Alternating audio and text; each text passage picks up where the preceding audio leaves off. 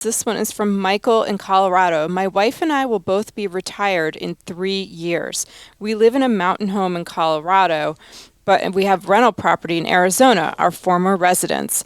At retirement, we would like to claim the Arizona home as our primary residence again for 2 years to sell it afterwards without capital gains and recaptured depreciation.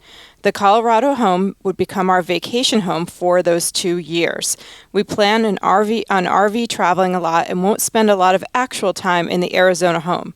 How do we make sure we qualify for the Arizona home as primary residence for those 2 years? With utility bills? Do we need to change our driver's licenses and vehicle registration to Arizona, etc.? We will want to return to the Colorado home as our primary residence after. So this is something people do try to figure out how to do repeatedly, is to get the advantage of the $250,000 or $500,000 owner exemption for sale of a property where you don't pay the capital gains. So you already know you need to spend 2 years in that property, 2 of the last 5, in order to sell it. I think you do everything you can that's a check mark that shows that that's now your primary residence.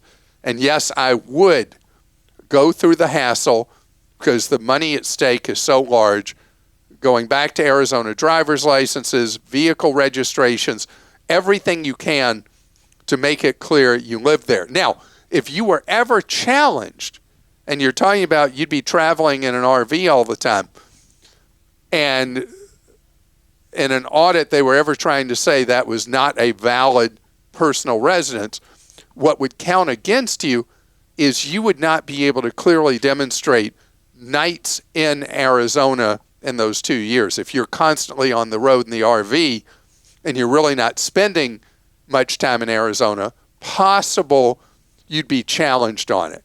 But if you set it up as your principal residence, you have your bills go there, your driver's licenses are there, your vehicle tags are there, or plates, whatever you prefer, then you have reestablished residency for those 2 years.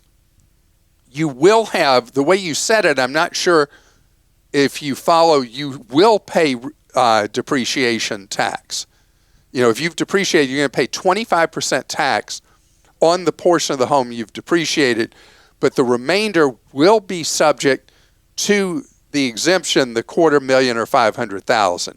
So you can do it, but it's not a completely free lunch, because if you've been depreciating the property as an investment property, you will have recapture tax at the time of sale. And then when you're there, we have a friend who would like buy a coffee every day. You do something where you have receipts from being in the state, yeah, right? Okay, I'll tell you, this has been a big issue with people who, for example, since COVID, have moved from the Northeast or the Midwest to Florida or Arizona or whatever, but they're living in both places.